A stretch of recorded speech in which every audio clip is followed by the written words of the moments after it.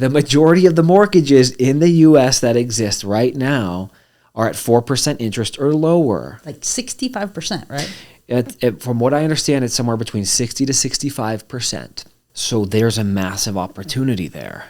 Hey everyone, welcome to another episode of Think Your Way to an Epic Life. And we have a return guest, and I would strongly recommend that you go back and listen to his first episode that we have linked to this before you listen to this, because it's more beginning baby steps, and this we're going to dive in pretty deep. And so if you're not interested in investing at all, might not be the podcast for you. If you're even a little bit interested and you have fear that maybe you're going to go down the wrong road or any kind of fear about it, this is where you need to be. So strap in. Robbie Faithe, welcome back. Let's roll. Let's do it. I'm so happy to be here again. It's fun having you. I just love sitting down with you and having these conversations. It's great. And hey, if we can give some guidance to some other people who need some guidance, then it's a win-win. It is. It is a win-win. So you do have a fan, and a shout out to Mustafa. And what's up, Mustafa? You would love each other for sure. And he has a ton of questions. Okay. He's looking at we're going to just high level this, and then we're going to go deep into how you do your taxes, do you do LLCs, all that stuff. But if he's wanting to invest, does he need to have it in his own backyard? Or can he go two hours away or all the way to New Mexico and purchase here? That's a good question. And the answer is yes. You can do all of that. And so that's kind of the issue, I think, is there's too many options, right? And so people get caught up in this analysis paralysis and don't even get started because they don't know where they should look. I think the very first step is determining what market you want to be in. And casting, rather than a wide net, just go deep on one market. And so you really want to understand the fundamentals of a market. And the more you understand, I think the more advantage you have. And that's why investing in your own backyard oftentimes can be the best place to start. Cut your teeth, trying out a few different strategies. Get your bearings. Get a property or two under your belt. Understand how the process works. Build a process for yourself. And then I feel that it will give you the confidence to take that system and just implement it in a different marketplace. So my feeling and what I've done is just go in my backyard. Full disclosure, I don't invest anywhere outside of New Mexico. It's not to say I don't want to. I plan to, but there's just so much opportunity within our marketplace. And I'm the expert here. It's just so much easier for me to monetize opportunities. Okay, so acres of diamonds. Basically, it's right here. Maybe you're stretching. In his case, the average price of a home is about $1 million. So it makes it, it's absolutely, at this time, you cannot buy in cash flow. Yep, I've seen that problem. I have the same problem. And so, I think that's a nice little caveat. If you are in a marketplace, a coastal marketplace, where, the barrier to entry is higher, it's difficult to cash flow. I mean, that's not necessarily an excuse, that piece alone, to not invest, but it's harder to get started in a higher price market. So I do see a lot of investors in some of these big metros with high price points. It can make sense for them maybe to cut their teeth in a market that the rent to cost ratio is a lot more attractive, right? Where you can actually buy a home in the Midwest, for instance, $50,000, $60,000, and it brings in $1,200 to $1,400 a month. There's plenty of those markets out there. So I think that is a good reason to maybe venture out into another marketplace if you're in a market where it's just more challenging to purchase. If you've got a fixed amount of capital, and you're going a traditional route where you're going to get normal debt on a property, right? Whether it's FHA, primary residence, conventional, whatever it is, there's a finite amount of money that you have to deploy. Your money's going to go a lot further in a marketplace where the cost to get into the marketplace is a lot less. $25,000 will spend better in an area where you're able to buy a house or multiple houses, leverage that 25 into multiple properties through traditional financing and or creative financing. Good point. Yeah, it's tough. I mean, it is tough. However, you can identify and go elsewhere. Yeah. It certainly can be done. So what about the thought of going in with people that are not family, however, they're like-minded, maybe people that you work with, and 3 or 4 of you go in together? What are the dangers? Yeah. How do you do it from the very beginning successfully? That is it's a really good question, and gosh, it's a loaded question, right? Because it just depends on so many different factors. But I mean, it's so similar to like getting married. Like, it's important for me. What's worked well is date a little bit, get to know each other, do some transactions, see how you work, and make sure there's, you distinguish very clearly what your roles are, because that's where partnerships can get a little dangerous and a little bit convoluted. On if there's overlap on what you're supposed to do, it's so much easier for someone to blame somebody for tasks that perhaps that you were both supposed to do. Interesting with personalities too. I mean, I think partnerships are fantastic. I think you need to have the right partner, and you need to fully understand what your unique ability is and stay in your lane, right? If we're talking about the difference between an integrator and a visionary, maybe the partnership looks like I'm going to go hunt the deals because that's what I'm really good at. I'm great at building rapport with people and brokers and having great conversations over the phone that will lead to an opportunity for us to take down a deal. I'm not a good operator. I don't like looking at spreadsheets. I don't, so there could be a nice opportunity for, partners who bring different things to the tables to have a good blending of characteristics and traits to have a good partnership. But what's important, I think, first is it's a good idea to just do a deal or two together first. Maybe a handful. If you like the way it's working out, then you take the next step and you have a partnership. And then when you do that, it's even more critical to outline what happens when things don't turn out the way you hoped, from a monetary perspective and from just a relationship perspective. And unforeseen things. I was having a partnership, a phone call with some partners that I have on a deal that we're looking to invest in different city in New Mexico. And we would be an equity partner in this position that we have the opportunity to participate in. The question came up, well, what happens if this individual who's the integrator, who's going to be boots on the ground in this small marketplace, what happens if he doesn't show up? What happens if, God forbid, this person dies? What happens? Like that, you can't foresee what happens there. So what's critical is you have the right operating agreement that distinguishes what happens in every scenario. So the operating agreement is what's key.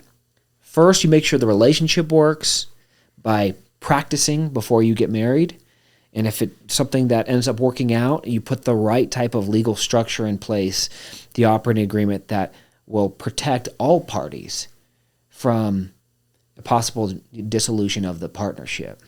So when you're saying dating, what would be a fairly risk-free date? I don't know that there is a risk-free date. There's a way to have, I think if both parties have a little skin in the game, it's a good way to ensure that there's alignment. What I've done in the past is I've maintained full control of the real estate. If we're talking about real estate specifically, if I'm going to go buy a property, I'll purchase it in my single member LLC. Okay, and then what I'll do is I could have an agreement with another individual, and this is what I've done in the past, where if you help me sell this real estate, if in this case we're talking about like a wholesale deal where we contracted and then we assign the contract to another party. My job was to go and find the deal. I'm going to control it with my own entity, right? So I maintained full control. And I could have a side agreement with an individual that states, if you go and sell this, I'm going to give you 20 or 30%. And so that's a safe way for me to maintain control and still offer compensation to somebody, and I'm still in the driver's seat. So that's a good way to do it. It's a really good question. You don't necessarily go out and, get a multi-member LLC that you're both a part of and do a deal or two. You've already become partners in that scenario, right?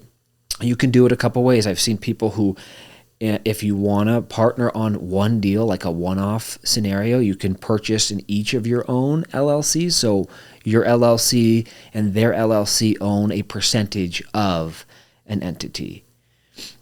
Okay. Got it. So that's one way to do it. It just really, I think it depends on the time horizon of the project too. If you're buying a property that you're going to be reselling very quickly, that timeline that you're going to be in business with each other is finite. If things go as planned, you're going to have an exit, you're going to sell it, versus like a business that could be ongoing, right?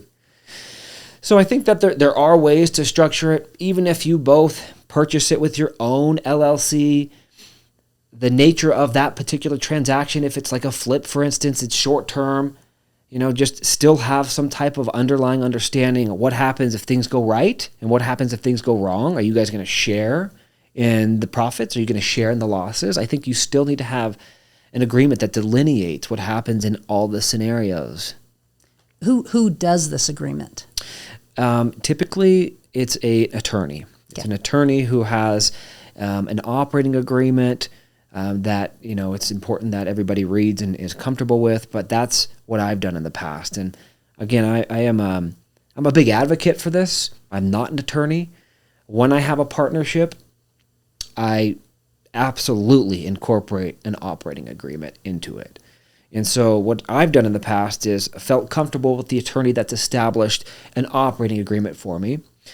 And with the attorney's permission, I've just created a template, right? So I can use this operating agreement in the future without necessarily having the attorney go through and fill in the blanks, because it really just becomes a template. I will have them, my attorney just get eyes on it, make sure I did it correctly. But an attorney is where you want to get your operating agreement from, in my opinion. And how important, can you tell me even a story? Have you always done it the right way? Did you get burned? Is that why you're so exact about this? Oh, God, I wish I had like a crazy story for you. But, I am so risk averse that I've always kind of had this mentality of protecting my capital. And so I've been very cautious. I've had partnerships fall apart. So that's happened, and I've been very slow to get to the point where we have an agreement with each other. So I've had time to really feel that I understand the person that I'm getting into business with, and this is not necessarily like a method that you can use all the time. But partnerships that have not gone well, but it's been very amicable, the parting. I've not had a story to tell you where it's gone horribly wrong. There has been a partnership. Now that I think about it, with another broker that I did a lot of business with, and we all made money together. We made some good money together, but it was a scenario where the issue in that case was we were both A-type personalities, and there was not a distinct role that we each had. We were both doing the same thing, and so this is how I kind of figured out you need that. Like establish roles, stay in your lane, and have separate duties and responsibilities, because that's why it blew up. And it blew up, but it still ended okay, where we made money and we just dissolved the partnership. So that was what happened in that circumstance. It was just the same personality traits, two A-type driver personalities that we each thought we were right on everything, and it just caused a bunch of unnecessary altercations. We made money doing it, and the partnership ended up making money, and I'm still friends with this person today. He's a good friend of mine.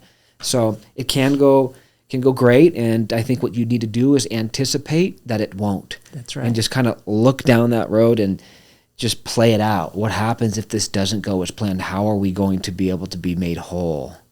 So you didn't have problems because you took care of your future self. In that case, it could have ended horribly. It ended up well. Yeah. But it was very clear from the beginning. So no one, because we all hear what we want to hear. But when it's in writing and you go back and you're like, you were right. So true. Yeah. We all say things, right? And sometimes we forget what we say. But again, another reason why it all needs to be documented. Mm-hmm. So, yeah, really good point. It's awesome. Okay. So Now let's go to LLCs. You have 340 doors? 340 rental units. Yep. Okay. And how do you manage all that? Like you say, this cracks me up that you literally said, the man said, you saw him, he said, I am so risk averse. And the rest of us are going, you have 340 units and you're risk averse, but you've protected yourself. I see it, I look at it a different way. I feel that there's safety in numbers. The more that you have in the right type of deals, believe me, I'm not just buying real estate to just buy it for sake of owning it. That's where you can get into trouble. But if you buy the right deals and you can accumulate a portfolio of good deals, there's safety in it. Because one that doesn't perform, and you've got some diversity, right? Where maybe another one is able to help you float a non-performing or an underperforming property. It hasn't really happened. Real estate has been so good, where if you buy correctly, and you just underwrite the property correctly, where you're not breaking even every month. One of my rules is it's got to be making money day one, right? I mean, that's why we're in the business of real estate. Is for me, it's to generate cash flow. So it's been a factor of just buying the right type of real estate and ensuring that there was substantial upside. And over time, what's happened is, rents have appreciated. And so as time goes on and I pay down the debt, so not only is the debt coming down, but the rents are going up, you create a bigger spread. And so your risk goes down to some degree. So that's kind of how I view it. But it is, I will tell you, getting to be a little chaotic in terms of like the accounting, right? Because what I've done from the very beginning, because I've researched this, and some people may or may not agree with this, but I bifurcate risk, which means that I put each property in its own LLC. What's very important when you do this is you have to treat it as if it's its own entity, right? You cannot commingle, and you have to be very careful about having a series of bank accounts on one platform. It's so easy just to not think that if you're low on funds here and you might need to supplement the income, I'll just transfer some money from this LLC to... That's not how it's supposed to be done, and you could be creating a problem for yourself. So what's really important, I think, is just day one. If you guys are out there and you're just starting out, I think it's really...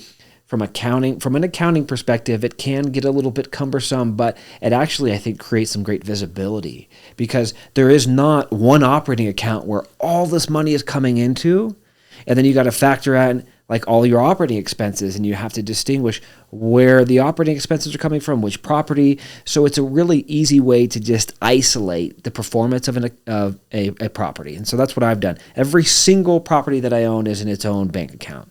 And the reason that I've been able to scale to that big of a portfolio, which, to me, this is just the beginning. See? We're going big, we're getting to the $1 billion valuation. So that's where I'm heading. But I've done it by being able to find the right partners and understanding very well what my role is and what I'm good at. And what I'm good at is having conversations with sellers, building the rapport, and relentlessly pursuing them until they are ready to sell. In a very polite way. I'm not obnoxious about it, but I stay in front of them. Before you and I got on this conversation, I had taken a call. This is a great example. I've been in touch with that person for about 2 years. And this is a very large storage facility that I've been chasing for a long period of time, and it's been under contract for a long period of time. And this buyer has just not been able to move the ball forward. There's underlying issues there. Point is, the deal fell through. And who do you think they thought about when this became available again? They called me. And will it come to fruition? I'm not sure. We got to make sure that it's the right deal, right? I'm not just going to go for sake of spending the 2 years, go and close on this so I have a new conquest. It's got to perform, right? So what I do well is that. I've got a good system for staying in front of people and building that rapport. And what I'm also good at is finding the right operator to step in, to go and spearhead a transaction, take it over, so that I can go back to doing what I do best, which is become the hunter. Be the hunter. Go find more deals. Bring the opportunities to a variety of different partners through relationships that I've cultivated as a broker and as an investor. I've got different groups for different types of asset classes. And so I bring opportunities. We look at them together. And if it's a good fit and I feel like it's something that they have the bandwidth for, I certainly don't have the bandwidth for some of these things that I take on. That's how I've been able to get to the scale that I'm at. Now, with that, you understand that you're giving away some equity in doing this, but could I have the ability to single-handedly take on this volume of real estate on my own? I mean, I could. It would be extremely time-consuming, and it would not allow me to broker. It would not allow me to have as much time dedicated to my wholesale enterprise, my single-family flip business. And so it's just a very strategic move that I'm making so that I have the ability to focus on the other verticals in the real estate. It is so brilliant, Robbie. I literally was just watching a thing on Warren Buffett, and he owns countless companies. And he only buys a company where he has an operator who already loves what they're doing completely. And he showed the letter that he writes. He said, it's been 2.5 years since I've written you. And he shows this letter and he said, we can lose money. We can't lose a shred of our reputation. Thank you for what you do. And that is his entire management of them, because they don't want to be managed. So you take people that this is beautiful. I love it. You will definitely be a billionaire. I'm on my way. You know, I'm still trying to figure it out. You know, there's a lot of things I'm trying to figure out still, but I feel that getting some good momentum. So, well, success through others. Exactly. No one succeeds alone. And even if you did, how much fun would that be? Right. Yeah. Like the celebrations that you must have with some of your people where you have bought their business more or less, and they're still, do you do that? Like, or are you looking for somebody new to run that?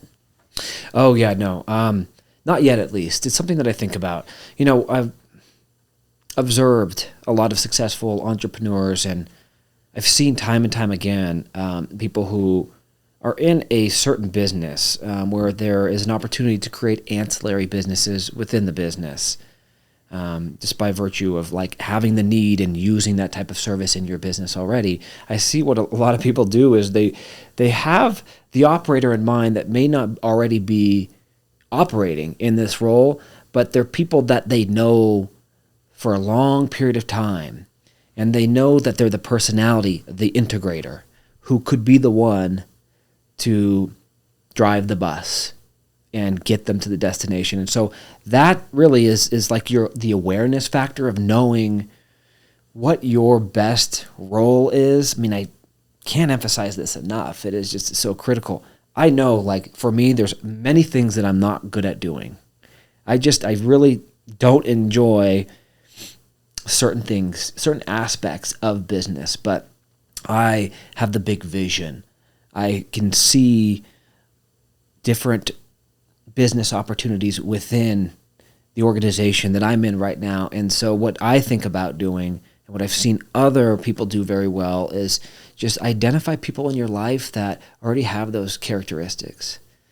The people that could take an idea and bring it into real life, right?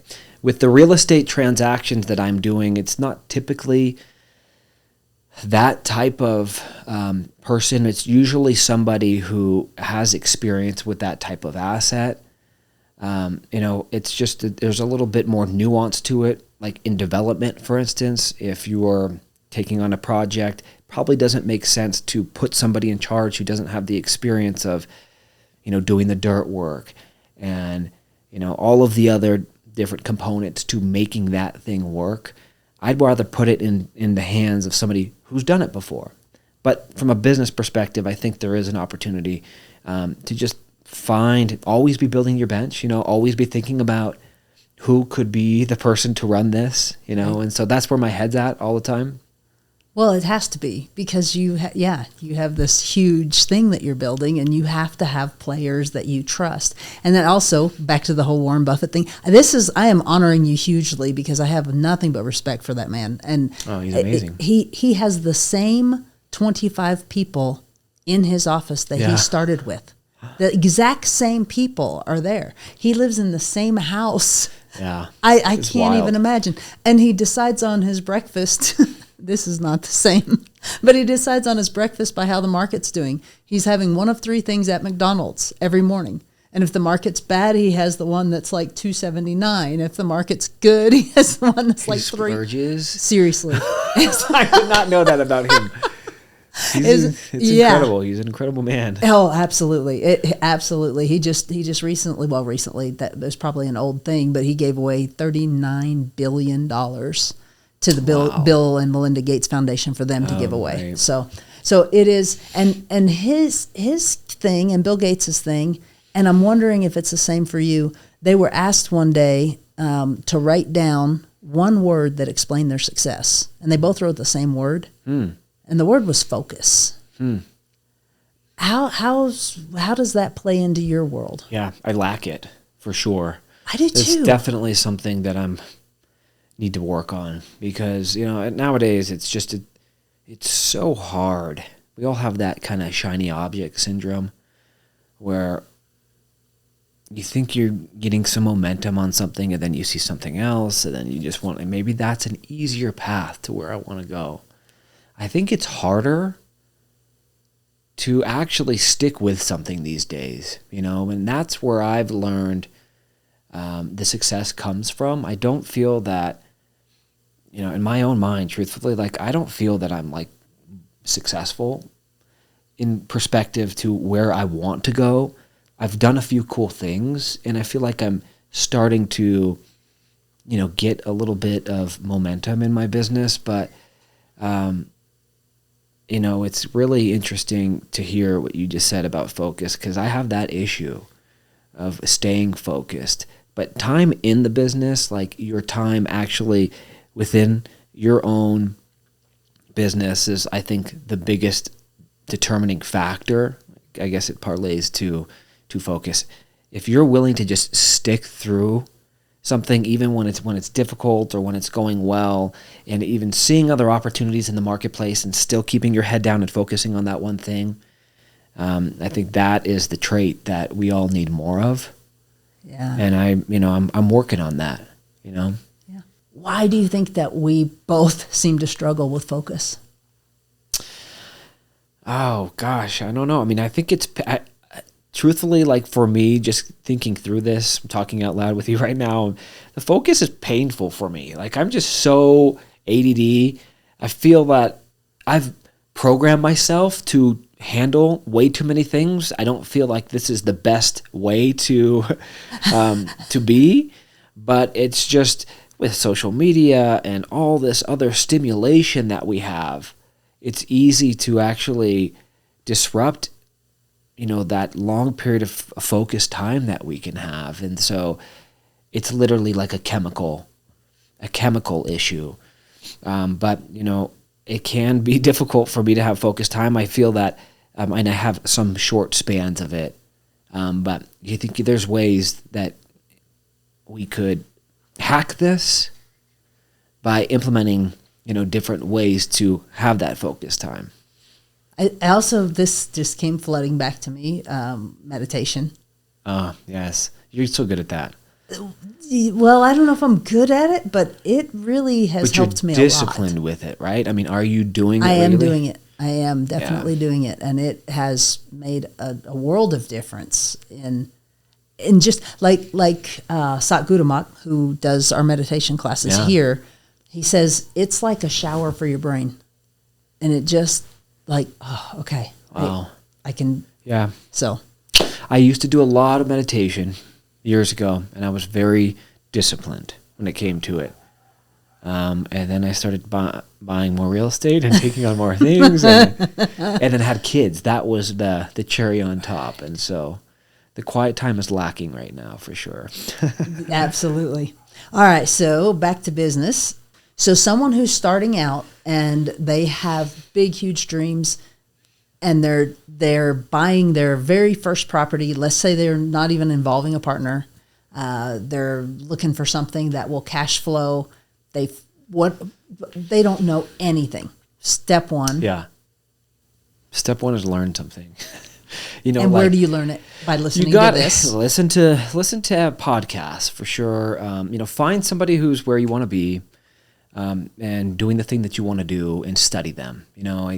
I think that there's analysis paralysis, but then there are people who just, the opposite end of the spectrum is the people just jump into it, which, hey, depending on how you are, I mean, you can fail forward and figure things out. It can be done, but just understand kind of the fundamentals. And so going back to what you're saying about cash flow, is that the objective? Mm-hmm. Is that what we're trying to figure out here? Okay, so we got to learn a little math, right? And so just freshen up on how do we create cash flow? Well, it's the difference between a mortgage payment and the rental income. Okay, so we need to study how we can manipulate those two things. And so on the rental income side, you really need to understand in the market that you decide to be in what the income looks like for a variety of different asset classes. And single family, what's the rental range that I can anticipate receiving in this area or this submarket, wherever it is that you want to focus on. Have an understanding for if you want to get into multifamily, what does a studio apartment bring in? What does a 1-bedroom bring in, and 2-bedroom, and so on and so forth in different submarkets? So being a student of the marketplace and understanding values and rental income is going to be a really important place to start, because that's what's going to guide you on whether or not this is a good deal or not. And if you're off by, a little bit, 10, 15% per unit, it could have a big impact on your bottom line. So understanding the income piece. And now what we need to figure out is understanding the other part of it, which is the debt. Okay, I'm assuming this person who's starting out is going to obtain some type of debt, whether it's their own or they're going to try to perhaps take over some type of debt, right? So understanding the different options. Get a foundational understanding of finance. I tell this to all the brokers that join us on our team. It's important that you set up a time with a lender and have them go through different loan programs with you, right? And so understanding down payment requirements, what the interest rate environment is, and ultimately how that translates into a monthly payment, okay? And then in addition to that, that's the traditional route. I think having a really good grasp on the different creative options that are out there is really important if you're trying to cash flow, because the reality is right now, as of this recording, it can be very tricky to generate cash flow. I'm finding even on properties that we're able to contract at 60, 65 cents on the dollar, it's still difficult to be able to generate cash flow. I mean, we might be able to refinance and pull money back out and have very little basis into it, but it's not going to cash flow. And so that is what's going to be important. Creative finance, which is seller financing as subject to, I think is really important to understand. That's one method. Another way to generate cash flow is to create debt yourself, right? Buying debt. You can buy debt. You can buy a note. There's a marketplace of notes that you can purchase. And so this is something that I've recently started to explore because I'm seeking cash flow. And I remember reaching out to Brett Tanner on this, and I've got opportunities left and right. I'm like, Brett, I can recapitalize myself. I could refinance this property, pull all this money back out, but it's not going to generate any cash flow for me. Is this something I should still be pursuing? And I don't want to speak for him, but what I gathered from his response was, he likes cash flow. He's looking for return on investment, and it needs to make sense day one, right? So kind of in alignment with what I've always felt.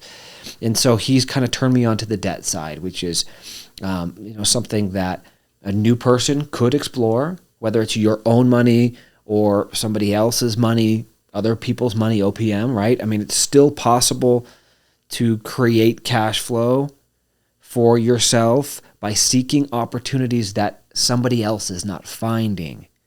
Going back to now what a partnership could look like and what you bring to the table and what they bring to the table. So what's worked for me is right now in this moment, nothing beats when you're trying to buy and own real estate, seller financing and taking over existing mortgages. Because as we've talked about so many times before, you're probably so sick of hearing me say this, but the majority of the mortgages in the U.S. that exist right now are at 4% interest or lower. Like 65%, right? From what I understand, it's somewhere between 60 to 65%. Think about that. Just think about that. Oh. So there's a massive opportunity there, right? Because the narrow-minded investor who's not educated and not taking the time to explore these different types of options is going to just look at a possible purchasing opportunity and understand that this is not going to make money today, and they're going to move on. Whereas somebody who might have a little bit more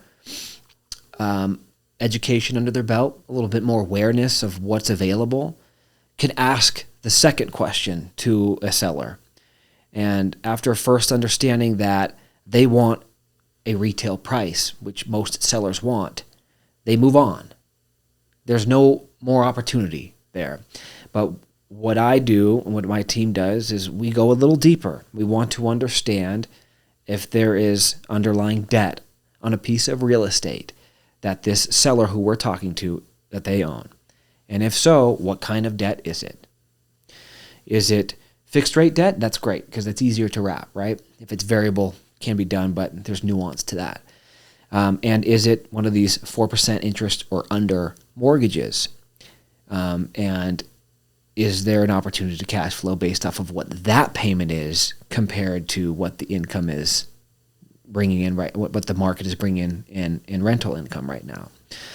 So, I mean, that's what you really need to become a master at, is having those conversations and studying that type of purchasing method. Okay. So now you've made the decision, you know it's going to cash flow. How do you take title? So for me, as I mentioned before, I've got a separate LLC for each, right? I mean, it depends on how we're acquiring the property, but I mean, what doesn't change is I'm going to purchase it in an LLC, right? If I'm going to get traditional debt, by the way, like most mortgage companies, like just a traditional Fannie Freddie lender, they want you to buy it in your name. There are options out there, DSCR lenders, commercial loans where you can buy residential real estate with a commercial loan. They allow you to purchase in an LLC. So I take title in an LLC that I own, that I create. I contract the property with the ability to assign it, whether I assign it to my own entity that I create prior to closing or to another individual. In either case, I'm giving myself the flexibility. So that's typically how I do it. Just purchase it in, and I have an LLC that is my acquisition LLC that I just put in there on the contract. We don't know if we're going to get to the closing table, right? There's obstacles. There's inspections. Something could come up, some type of unknown information, which could impact the ability or my interest in purchasing it. So I don't go and get the entity established as soon as I contract it. I wait till I'm near closing, then I get the LLC created, and then I put it in there. Okay, so if I was to look you up, would I see that you own a bunch of properties, or is that something you don't want the world to know?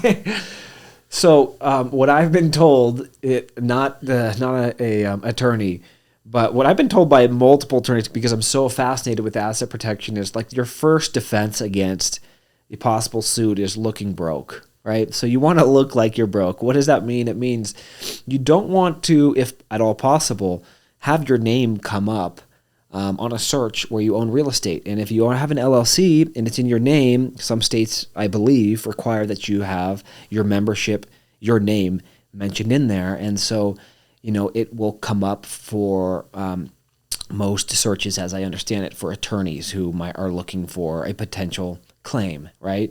So you want to look broke. And so in New Mexico, I can tell you that it's not required to have your name listed on there. And so there's ways that you can kind of bypass that. And so one thing is my names aren't on my LLCs.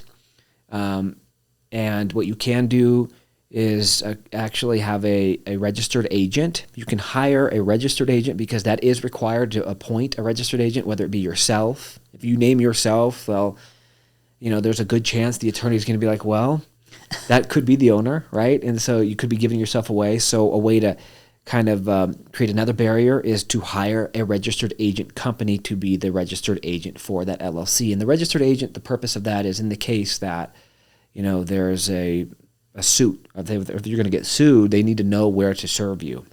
And so you have to put a name and an address there. And so what I've done is I have like an LLC that is created as a registered agent LLC. That one registered agent LLC points to a registered agent that I have. So now I just use my one LLC that is designed to be the registered agent on all of my New Mexico LLCs. So nothing too fancy, but my name's not on there. And so that's a good way to create a little bit more of anonymity. Yes. Yeah. Yes, which in our world is very, very necessary. Yep. So those guys, these are some like high level tips that if you want to know more, do you still do coaching? I do. Yeah, I haven't like formally put it out there. It's just been organic, and we've got a handful of people in our coaching program right now, and so we do coaching. If there's anybody out there who needs some hand holding and is interested in, getting help with deal analysis, actually having conversations on the phone with the seller. I mean, these are the things that I'm doing for my students right now is they'll go and find an opportunity. I'll help them have the conversation, especially with seller financing. I mean, it's really important that you get all those details correct in that type of transaction. So I'll assist with that. We do cold calling together. I provide a bunch of different resources and deal calculators for my community, and we meet once a week.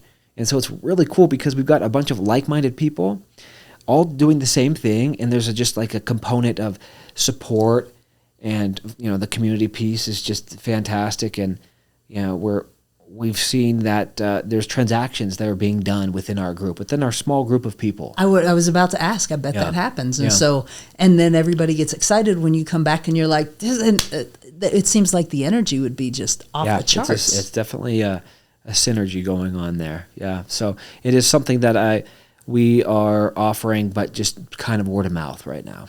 Okay. Well, you heard it here. Word of mouth. You can get in touch with Robbie down below. Are there any last words of wisdom you want to share with our folks today? I think if I were to just leave the audience with one thing, I think it would be just to get started. I think this is one of those things where the faster you start, the longer time in the game, the better the outcome. It's a long game. So, I always tell people if you need to, if you're interested in investing in real estate, but you're not sure, what route is the best way to go, then you just start with your own primary residence. Buy a primary residence for yourself. And if you already have one, then maybe think about converting that primary residence into a rental property and go and buying a new primary residence. This is an easy way to start building a portfolio. So get in the game. And don't be afraid to ask for help. There's people out there that want to see you succeed. So get in a community, find somewhere, find somebody who's doing what you want to do, and get involved. That's it, guys. Thank you so much. Thank you. Thank you so much for having me. Please like it and share this. If you know of anybody who's kind of dipping their toe in the investment world, send them this. There's tons to learn from just this one episode. Thank you so much. Oh, thank you.